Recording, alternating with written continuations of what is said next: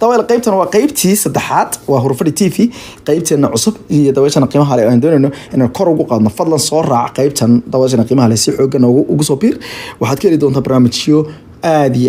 xasaasi u ah anagoo keeni doona wararka hoose ee wadankeena hooyo ku saabsan oo mar walba kala socon doontaan ku bilaabay sanadka ugu horeeyay 9 December 2021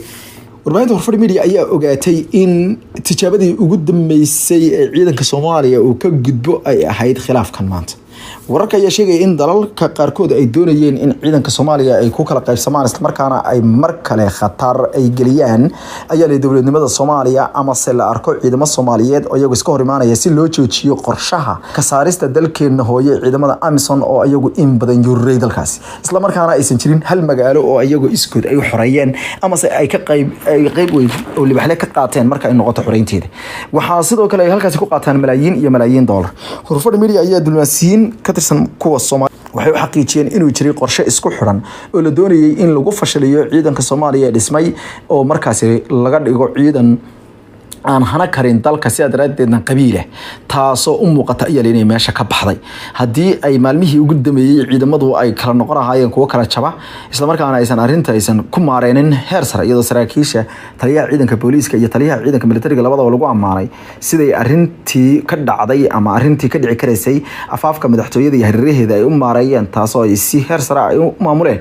ay noqotay yaalay tijaabadii ugu ballaaneed ee ka soo dhalaalay dhanka kale taliyaha ciidanka qalabka sida Soomaaliya General Odawa Yusuf Raagi ayaa waxa uu la kulmay ciidamada saraakiishooda militariga lagu dhaato kuwaas oo u sheegay in ciidanka aan la soo dhaxgelin waxa uu sheegay in hadii ciidanka la isku dayo in la kala xadxado isla markaana dhigta qaarkood wax loogu sheego in ay noqon karto ayuu yiri dhimashada halkay ka bilaabanayso Soomaaliya waxa uu sheegay in ay yihiin ciidan qaran isla markaana u dhaartay ilaalinta dalka amnigiisa iyo kala dambeyntiisa sida daradeedna waxa uu uga digay gabi ahaanba in ay ciidanku ayagu ay soo kala horjeestaan isagoo sheegay in tijaabada ay Soomaaliya maras ay tahay mid aad u dalalka Soomaaliya ay Horfadhi Media ogaatay ayaa xal sheegay in qaar ka go'da yihiin dalal aan ahayn kuwa Afrikaanka iyo kuwa Afrikaana kuwaas oo la sheegay inay si weyn u maleegayeen mu'amarad aad u ballaaran oo ciidanka Soomaaliya ay madaxa isku dhici lahaayeen dhanka kalena dowladda Soomaaliya ayaa guul ka soo haysay ugu dambeyntii kulankii ka dhacay magaalada Muqdisho kaasoo ay ka qayb galeen 3 wasiir oo dowladda federaalka Soomaaliya oo kala wasiirka wasaaradda arrimaha dibadda Soomaaliya iyo wasiirka wasaaradda gaashaandhigga wasiirka wasaaradda amniga gudaha ayaa waxa ay kulankaasi uu noqday kulankii ugu dambeyntii ay lagu isku raacay in lagu soo afgeeyo murankii xooganaa ee u dhaxeeyay Soomaaliya iyo midowga Afrika ayaa ku adkeysanayay inay doonayeen Soomaaliya iska sii joogaan halka dowladda Soomaaliya ay doonaysay in loo sameeyo wax loo yaqaan halbeeg ay kaga baxayaan dalka Soomaaliya iyadoo tartiib dhulka ay joogaan oo dhan ay kala wareegi doonaan ciidanka xoogga dalka Soomaaliya korna loo qaadi doono tayada iyo waliba tirada ciidanka iyo sidoo kale xuquuqda dhinaca markaasi mushaharaadka iyo waliba waxa la yiri markaasi darajada oo ciidamada dalka la sii doono war saxaafadeed martaba laga soo saaray ayaa waxa la sheegay in kulankan oo dhacay 29 bish oo xalay ahayd isla markaana soo gabagaboobay ay ka qayb galeen wasiirka wasaaradda arrimaha dibadda Soomaaliya Cabdisiciid Muuse Cali wasiirka wasiirka gaashaandhigga Cabdulqaadir Maxamed Nuur wasiirka wasaaradda amniga gudaha mudane Cabdullaahi Maxamed Nuur ayaa waxa la sheegay in ay ka qayb galeen markaasi kulankaasi iyadoo danjirayaasha halkaasi uu joogay uu kamid ahaa wasiirka uu kamid ahaa markaasi Dr. Alxaaji Sarjah Bah agaasimaha maareynta khilaafaadka midowga Afrika oo isagu markaasi midowga Afrika ay soo direen in arintaasi dhameeyaan iyo danjiraha midowga Afrika u fadhiya Soomaaliya Francos Madera erga gaarka midowga Afrika Soomaaliya dabcan waxa kale oo laga wada hadlay mustaqbalka ay Soomaaliya diigsanayso dhawaan ayaa la filayaa in golaha maanka qaramada midoobay lagu celiyo 9 maalmood ee loo qabtay dhinacyadu inay ku soo heshiyaan Horfadhi Media ayaa ogaatay in horaanta bisha Maarso la sugu imaan doono kulan degdeg ah golaha maanka ay ku ansixin doonaan qorshaha loo yaqaan qorshaha SSC ee la wareegista ciidanka xoogga dalka Soomaaliyeed ee howlgalka taasoo lagu muddo doono ciidamada Afrika xilliga sii joogayeen ciidamada Afrikaanka ayaa la doonayaa in ay ka baxaan dalka Soomaaliya ugu dambeyn wax loo maleynayo ilaa iyo waxa la yiri sanadka 2023 halkaas oo la doonayay in intaas askariga ugu dambeeyo uu noqdo ka sii baxa ayagu qorshe wateen wuxuu ahaa in ilaa 2030 ay sii joogaan dalka Soomaaliya isla markaana waxay sameysteen qorshe loo yaqaan UN hybrid kaas oo mid halis ah oo ka jira gobolka Darfur ee dalkaasi loo yaqaan Suudaan oo kale oo inay weligood iska joogi karaan halkaas waa mid kamid ah gulihii ugu ballaarnaa ee Soomaaliya ka soo hoyso dhinacyada waxayna tani daba socotaa iyadoo dhinaca diblomaasiyadda Soomaaliya ay horumar weyn ka sameysay kadib markii dhawaanna chapter 7 ee Soomaaliya ka ka saartay badeeda kolkii ciidamadii halkaasi joogay iyagana loo sheegay inay faaruujiyaan badda Soomaaliya gorsii horeysana waxa ay dowladda federaalka Soomaaliya ay hindistay in cunaqabataynta dalka laga qaado iyadoo la soo diri doono ciidamo iyo waliba saraakiil heer sare oo madax bannaan oo ah khubaro indhe doona habka loo ilaaliyo hubka Soomaaliya haddii ciidamada Soomaaliya ay ka soo dhalaalaan amniga dalka iyo kala dambeyntiisa isla markaana inay kala qaybsamaan ay iska ilaaliyaan Soomaaliyana ay u ogolaadaan in laga soo gaadho dhibaatooyinka dhinaca qabiilka iskana saaraan afkaarta xunxun ee imaan karaysa waxay tan ka dhigantahay yeelin dalka Soomaaliya uu noqdo doorashada kadib ama dowladdan doorashada qabsata kadib in uu gabi ahaanba uu baaba'o dhibaatooyinka sii muuqda dad badan waxa laga yaabaa inay niyad jabiso waxyaalaha qaarkood iyo sawirrada marka qaarkood ka soo baxaya marka khilaaf dhaco waxa runtii tan ay tusaale u tahay dhibaatadu marka ay sii baxayso ayay ugu sii dhibadanta sawirgaada waxa laga tan dhibaatadu markay sii baxayso ayay ugu sii dhibadanta حتى حدي قضح لقى بحنا يو مركا لقى بحنا يو إيه وسي دبلانت نفط قفك مركا كبحسو أنت يري وسي بحسو إذا قفك لقى إنه أهل الجنة أي وسي دبلانت سيدو كلنا وحدو جاتان مر والبا قندو قفك مركا كيسي دقيسو قندو كل مركا حتى قند شمل القضاء أي وسي شديد يا قند بدانتا سيد رد الصومالي هالكاسي مرسا وأنا وضن اللي بعتك صوب بحية الدون كلهم وضبط بركة اللي بعتك صوب بحية عنا وح كلام ميرما dadka kala meerma mar siyaasiyiinta kala meermaya waxa soo haraya marka inta ugu dambaysa waxa soo haraya dadka dhibaatada aad ku sii jeclaanaya waxa sidoo kale soo haraya dadka aad iyo aad wanaag u sii jeclaanaya labada qolo marka ugu dambaysa arkaysa kuwaas ay mudanaya dadkuna waxay noqonayaan dad dhinaca ay u janjeeraan laga garan karo waxaad ka garanaysaa isku soo baxyada lagu baaqo dadka mar walba isku soo baxa ka soo qayb galaya waa boqolkiiba eber hal dadka Muqdisho degan sida daraadid maxay ku tusaa dadka waxay rabaan badankooda oo ah nabadgelyo dawladnimo iyo waliba maarayn dhibaatadan in laga soo baxa tan kale saarahan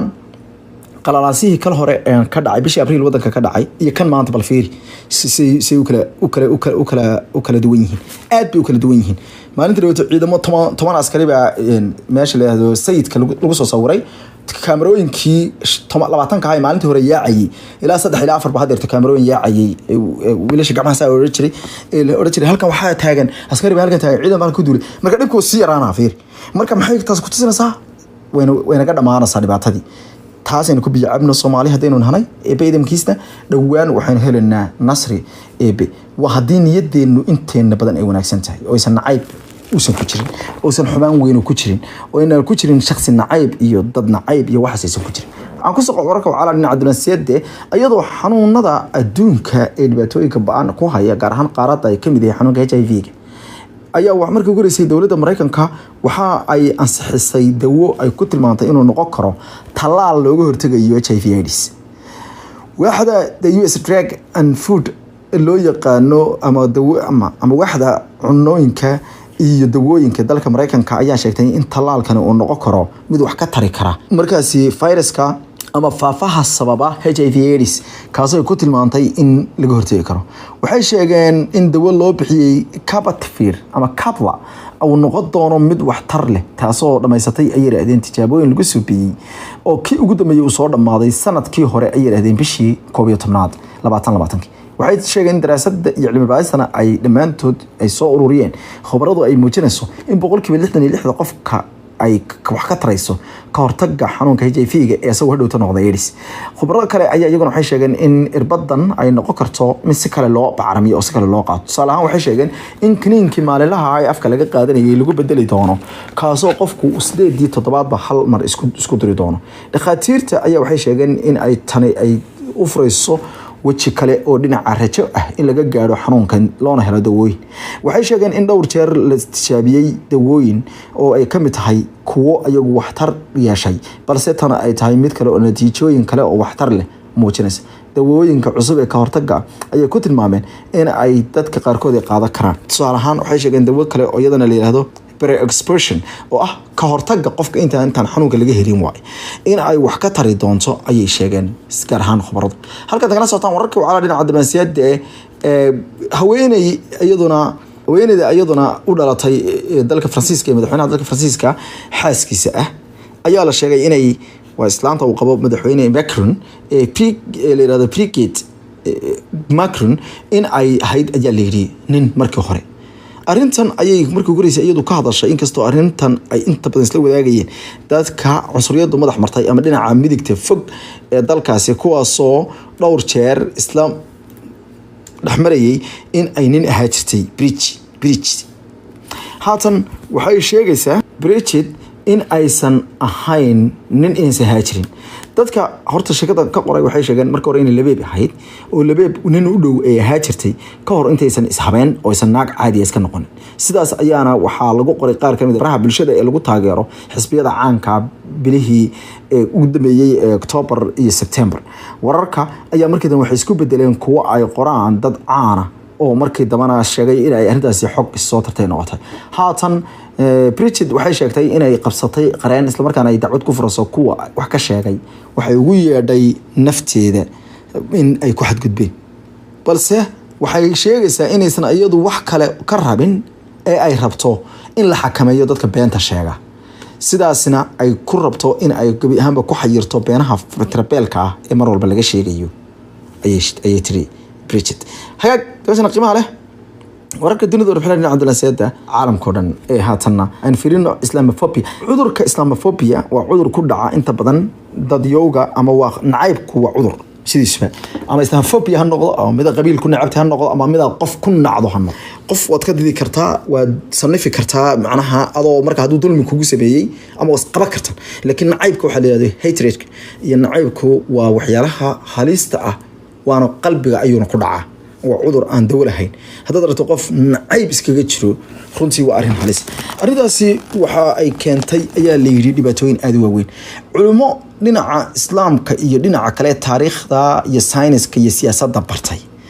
oo ayagu ururo waaweyn samaystay balse aan ku mashquulin inaga kuweena aqoonyahanadena iyo kuweena wax ku mashquulaan siyaasadda iyo kursiga hebel baasaas iyo hebel baasaas laakiin kuwa bulshada islaamka wax u ah runtii oo cilmi ah bay ku mashquuleen oo ka kala socda jaamacadaha ay kamid tahay jaamacadda la yiraahdo Turkish German University jaamacadda Turkiga maartay fadhigeedu yahay Jarmalka Dr. Fried Hafiz iyo waliba khubarada uu kamid yahay Enes Bakery ayaa waxay soo saareen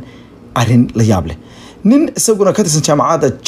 Georgetown University Bridge Initiative qaybta macadka la yiraahdo ayaa kamid noqday warbixin ay ku eegeen 6 sanadood ugu dambeeyay kor u kaca dambiyada ku salaysan waan ku nacbahay maadaama aad muslim tahay kaliya oo qof aad wax alaale wax dambi aad u geysan waxba ka gale iska kaanacay kadib ku soo weeraray markuu arkay inaad muslim tahay ma uu kartay waxay ku tilmaameen in arrintaasi ay soo darsatay sanadihii 20 ilaa 19 ilaa 2021 sababtana waxay ku tilmaameen in siyaasiyiinta qaarkood ay baneeyeen arrintaasi ayaga oo gundhig uga dhigay warbixintooda madaxweynaha dalka Faransiiska Emmanuel Macron oo isagu xataa xilli gaarsiiyay ilaa iyo Nabi Maxamed inuu aflagaado toos u geysto waxay ku tilmaameen intaas ay keentay in dadka qaarkood sharciga inta gacanta ku qaataan dadka muslimiinta ay weeraraan dalalka reer Yurub ayay ka tilmaameen laba dal oo ay uga digeen muslimiintu in ay markay soconayaan iyo meesha ay marayaanba ay naftoodana ogaadaan ubadkoodan la socdaan wadalka Faransiiska iyo Australia oo labadaba ku tilmaameen hogaamiyaal fool xun ay gacanta u qabteen kuwaasoo xataa hadaladooda qaarkood way sharciyayeen weerarada noocaas oo kala ay yiraahdeen halka dalka Jarmalkana ay ku tilmaameen inuu yahay dalkii ugu ballaadnaa ee weerarka ka dhanka ah islaam nacaybka qaaday laakiin ay ku soo badanayaan dadka islaamka nacayb 31,000 oo qof baa loo xiray ayaa la yiri islaam ay naceen awgood waxay ka digeen in marka loo eego dambiyada waaweyn ka dhacay dalalka Faransiiska iyo Syria haddana dadka loo xiray yihiin dad aad u kooban muddadii 6 sanadood ee ugu dambeysay waxay ku tilmaameen in dadka ugu badan muslimiinta ee Faransiiska ku dhaqan oo ah muslimiinta ugu badan ee dalalka reer galbeedka jooga gaar ahaan dalalka Yurub ay wajahayaan xasarad iyo falxumo waxay sheegeen in haatan la joogo waqtiga la isdhowri lahaa isla markaana aad loola soco lahaa dambiyada ka dhanka muslimiinta iyo in dambi laga dhigo in islaamka la naco Kuwait markii afraad ayaa xukuumad loo dhaariyay kadib markii khilaafka uu soo batay qoyska reer markaasi haysta dalkaasi al-Sabaax iyo waliba doorashooyinka dadka lagu doortay ee baarlamaanka dhowr jeer ayaa ra'iisul wasaarihii dalkaasi la badbedelay ugu dambeyntiina afaafka hore ee madaxtooyada ee boqortooyada xarunteeda magaalada Kuwait sida wakaalada wararka kuna sheegayso ayaa lagu dhaariyay golihii wasiirada kol kale waxaana loo sheegay inay dalka hore u sii wadaan Kuwait ayaa dhawaan dhaqaale xumo la soo daristay kadib markii la sheegay in khilaafyo aad xoogan uu dalka hogaamiyay uu ragaadiyay kadib markii ay isku dhaceen qoyska iyo dadka markaasi talada haysta hagaag dabashana qiimaha leh Mareykankuna laba haween ayuu u magacaabay diblomaasiyiin sare ah wasaaradda arrimaha dibadda ka tirsan inay dalka Afghanistan u qaabilsanaadaan laakiin si gaar ah waxaa la yiri waxay qaabilsanaan doonaan haweenka dalka Afghanistan waa markii ugu horeysay wasaaradda arrimaha dibadda oo dal ay magacowdo laba sarkaal oo sarsare oo la yiraahdo ka shaqeeya arrimaha haweenka ee dalkaasi Rina Amiri ayaa waxay noqon doontaa ergeyga gaarka ah ee haweenka iyo gabdhaha dumarka iyo xuquuqul insaanka ee dalka Afghanistan Mareykanka u qaabilsan halka sidoo kale la sheegay in haweeney kale ayadana loo magacaabay in ayaduna la socoto dibadajinta dumarka loo sameeyo doono ee dalka Mareykanka la keeni doono lagana soo daabili doono dalkeedii hooyo waxa lagu tilmaamay in arrintan ay noqon doonto tii ugu ballaadheed inkastoo la sheegay in ay tani tahay hay'ad horey u jirto xilligii madaxweyne Obama uu sameeyay in ay jireen dad si gaar ah oo la socdo dumarka doonaya inay ka baxsadaan dalkooda haddana tani waxay noqon doontaa iyaalito kale oo ballaadhay Stephen Foster ayaa iyadana waxay waxda arrimaha dibadda u noqon doontaa gabadhana waa gabadh in badan wasaaradda arrimaha dibadda ka shaqeynaysa Mareykanka ayaa leeyahay in dadka ku jira khatarta iyo kuwa kale ee ka baqaya in laga argoosto ay Mareykanka dibadajin ugu soo sameeyso